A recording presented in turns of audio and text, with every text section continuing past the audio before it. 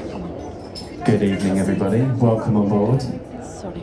I'd just like to introduce myself. I'm Tom Woods, the CEO of Woods Tools, Woods Silver Fleet.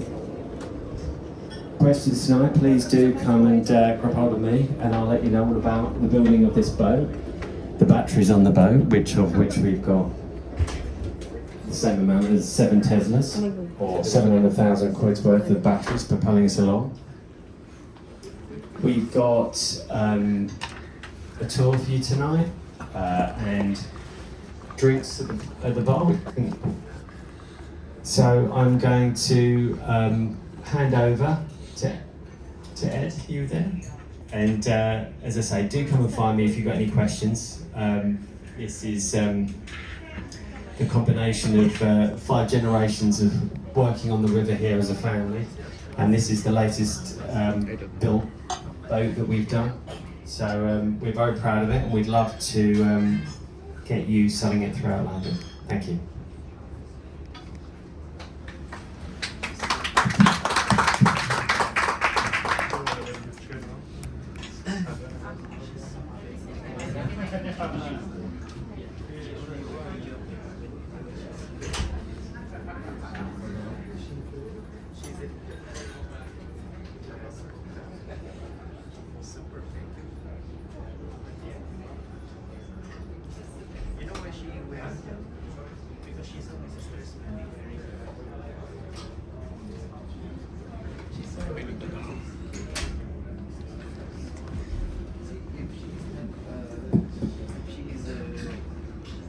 Good evening, everyone.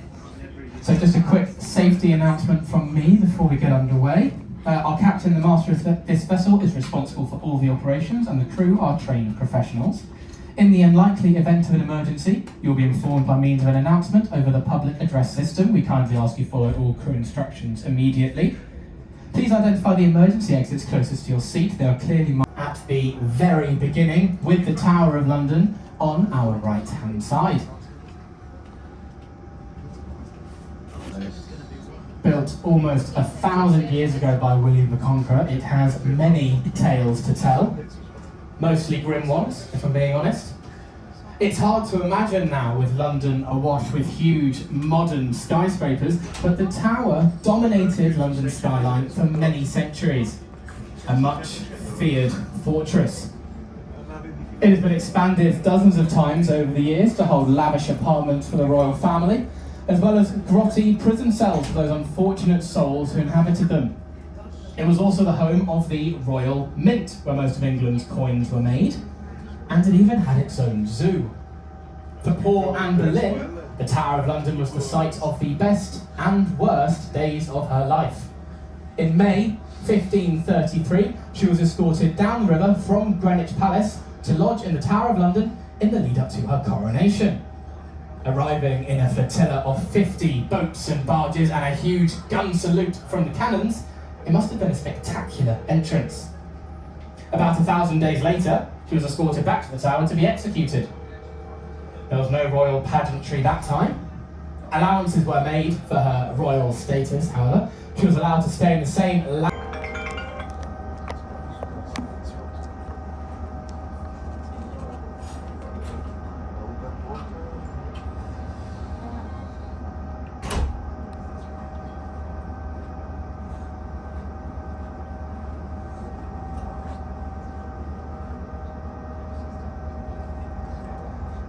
I mentioned earlier how London is now awash with huge modern skyscrapers, and none more impressive than the Shard coming up on our left.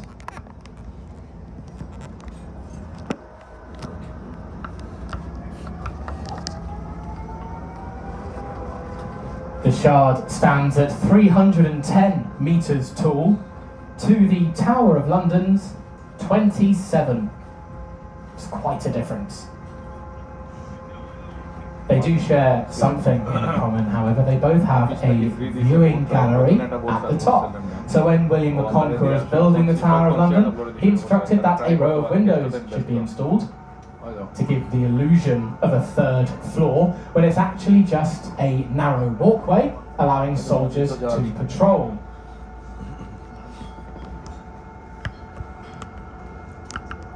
Any potential rebels would look up at what appeared to be an entire floor full of soldiers and think twice before rebelling. No problem, no worries. Take your time. We are now approaching London Bridge, and it was underneath London Bridge, original location of London's oldest prison, the Clink. And as we go past the Clink, I'd like to tell you a story about a man, a Catholic, and was taken to the Tower of London and tortured for information. After 5 years of being suspended by his wrists and having weights attached to his ankles, the guards gave up trying to extract anything useful from him and relegated him to the Salt Tower. Now it was here that his daring plot of escape took place. How, I hear you ask? Well, he asked for oranges to eat and used the juices of these oranges to write secret covert letters to his cellmates detailing his plan. 16th century invisible ink. In 1597, the orange juice plot was carried out. Father John Gerard, along with his conspirators, made an agonising dash for freedom. Broken wrists and all, they ziplined out of the Tower of London and onto an awaiting boat. They remain to this day some of the few people to have ever escaped the Tower of London. Now, I mentioned those river steps before, and if we look over to our right hand side just after this bridge, there's a very good example of them. And the reason that they're such a good example is because they are also placed next to a house.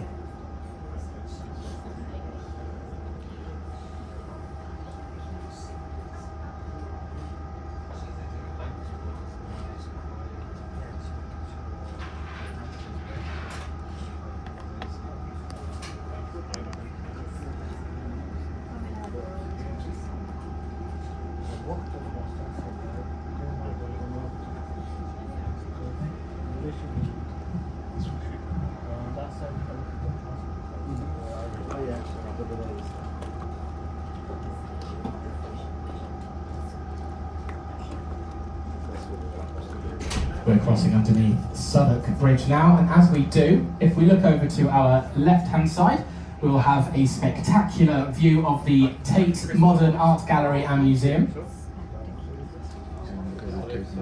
It's one of the top 10 most visited art galleries in the world, and the jewel in the crown of modern art galleries here in Britain.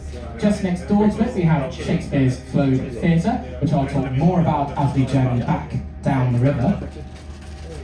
Now, similar to the Tower of London and the Shard, the Tate Modern also has a viewing gallery at the top, and it will give you a spectacular view of a building coming up on our right-hand side, St Paul's Cathedral. We might be able to see its spire poking above these riverside flats in a couple of moments. And if we look to our right, where the Millennium Bridge here meets the bank, we'll have a quick snapshot of St Paul's as well.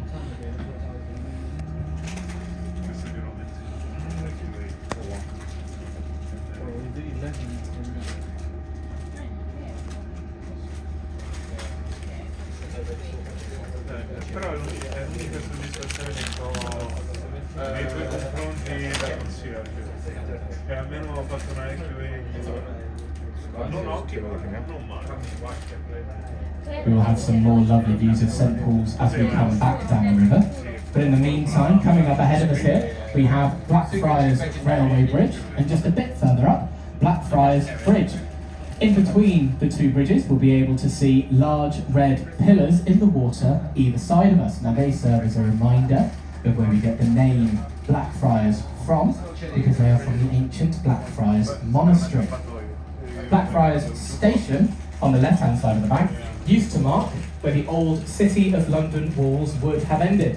So anything further west of here in medieval and Tudor times would have all been fields and grass until we reached Westminster.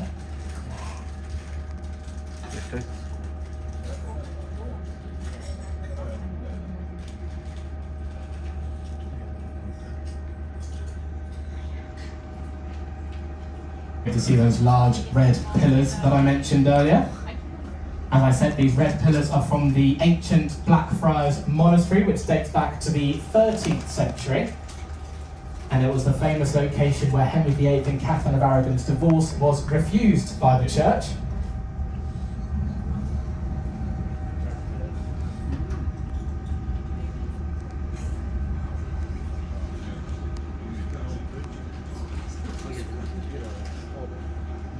Qu'est-ce que tu fais? Oh ben. On va.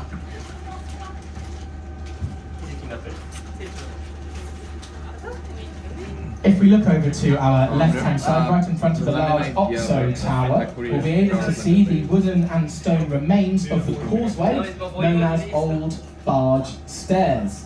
The name Old Barge Stairs comes from their proximity to the Old Barge House, where Henry VIII's royal barge was stored. So based on that information, I'd say that these stairs are named quite responsibly. You can find others around London under the names Frying Pan, Pickled Herring, and Kidney.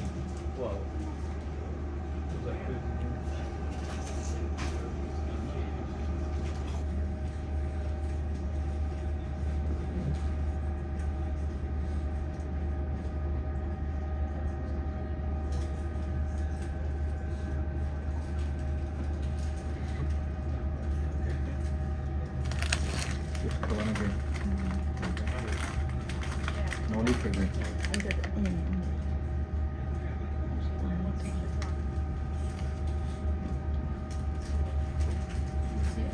The embankment on our right-hand side used to be the original location of Whitehall Palace.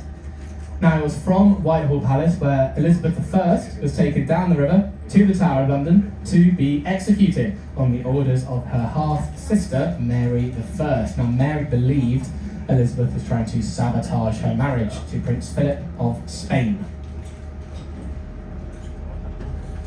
Now you must remember that at this time a lot of people were being executed at the Tower of London.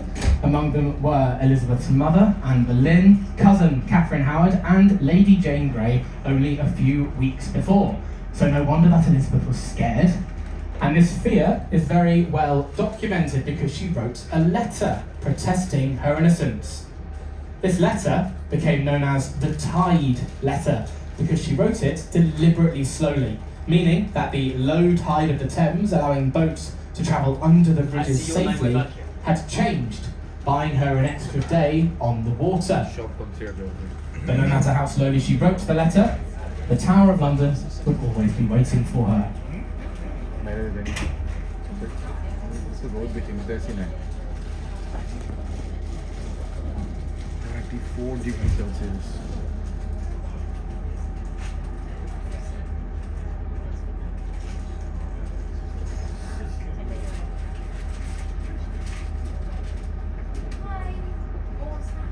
Waterloo Bridge. Coming up ahead of us here we have Waterloo Bridge, immortalised in films like Michael Caine's Alfie, BBC television series Sherlock, and of course the very famous song by the Kinks, Waterloo Sunset. And this is the London Arm. Very apt for this time of day. In 1868, a man was trudging the Thames underneath Waterloo Bridge and found something rather interesting. He found an iron helmet with horns adorned either side of it.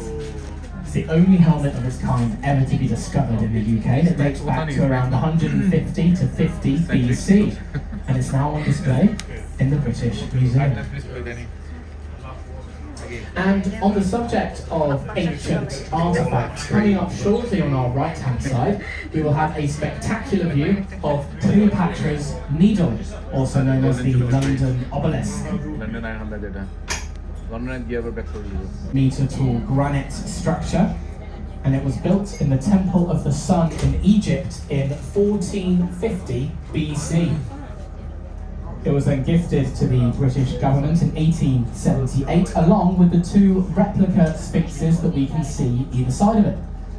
Now the sphinxes were supposed to be facing away from the obelisk to protect it from any danger. A bit of human error there, somebody clearly got that a bit wrong.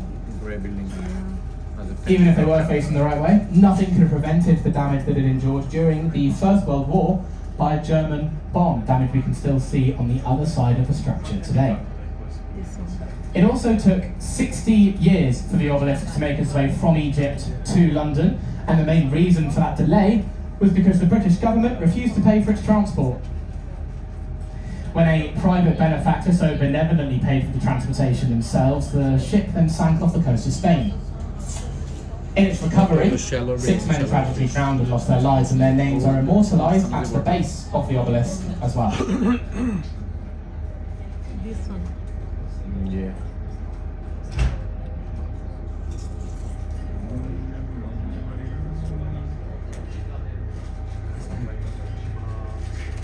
Can you hold it for a second, please?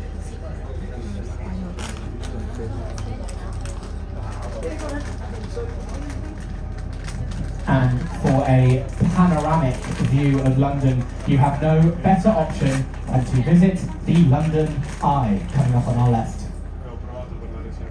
The London Eye is comprised of 32 capsules to represent London's 32 boroughs.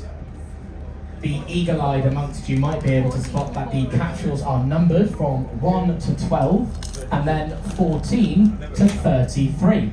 That's because of the long-lasting superstition around them later.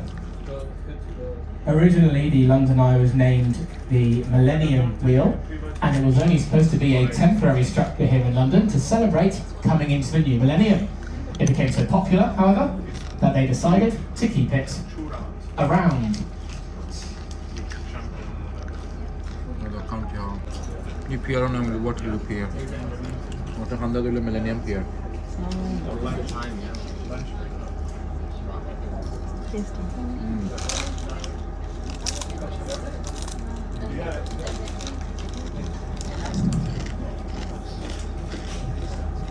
Coming up ahead of us now, we have Westminster Bridge, designed by Sir Charles Barry, and as you can see, it's painted green. That's to match the green leather seats in the House of Commons. Lambeth Bridge, the next bridge further up, you may notice is predominantly painted red, and that's to match the red leather seats in the House of Lords. As we cross underneath Westminster Bridge, we will of course have a spectacular view of the Houses of Parliament, but you'll also notice outside a red marquee and a green marquee for the same reason. Overboard तो ना ये कर रहा है, back कर रहा है. এটা ওয়েস্টমিনিস্টার ব্রিজ পাড়ে দিয়া পালানোর করে দেব সেন্ট টমাস হসপিটাল তো বড় আছে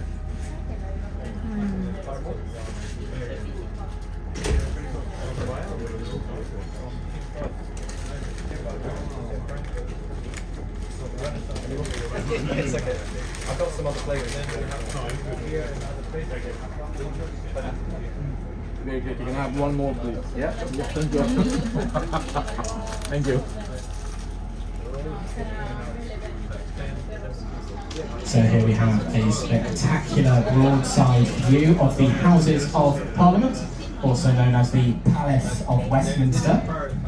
It's changed a lot over the past 900 years, as it almost entirely burned down in fire in the 1800s. Westminster Bridge থেকে নামি আমাদের One of the oldest surviving buildings হলো কুইন্স ওয়াক আর ওই park of the river bank আছে ওখানে দিয়ে ওই walk করে গেলে কোভিডের সময় মানুষ মারা গেছে Originally, Westminster Hall was used to host ceremonies and banquets like coronations, for example, and Berlin's being one of the more elaborate. Most recently, it was used for the lying in state ceremony in the days leading up to Elizabeth II's funeral. It was also underneath the Palace of Westminster where the gunpowder plot took place in 1605. Guy Fawkes, along with his conspirators, including Father John Gerard, the Houdini priest of the Tower of London, placed a substantial amount of gunpowder underneath in the attempt to destroy it. As you can see, their plan failed. Father John Gerard managed to escape imprisonment once again because there was not enough evidence attaching him to the plot to count how many times the bell tolls. I mentioned the superstition around the number 13 earlier. Well, it's said if Big Ben ever strikes 13 times, the lions of Trafalgar Square will come to life and wreak havoc on the royal household. Does that sound? Big Ben did strike 13 times in the days leading up to Queen Victoria's death. The superstition itself is said to originate from the Bible, as it was Judas, the 13th disciple of Jesus, who eventually betrayed him.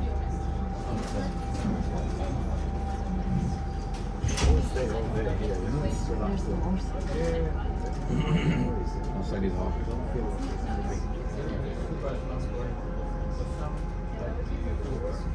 Yeah.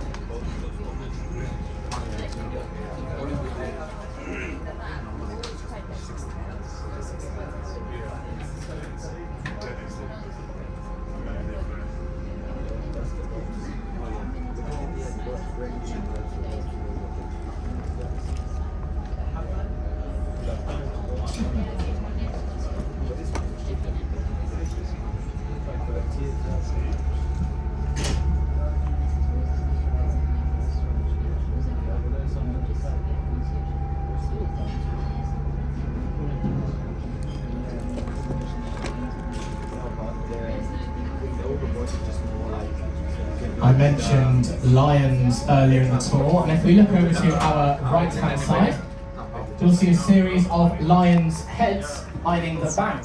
They were put in place as part of the new plumbing and sewage solutions here in London, and there's a very famous rhyme that goes along with them. If the lions drink, London will sink. If it's up to their manes, they'll all go down the drains.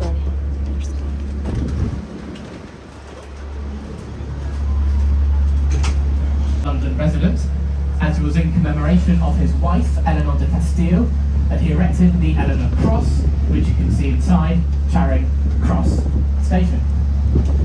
A bit of influence also should be given to Eleanor herself, as the French for beloved queen, Sharon over time became Charing,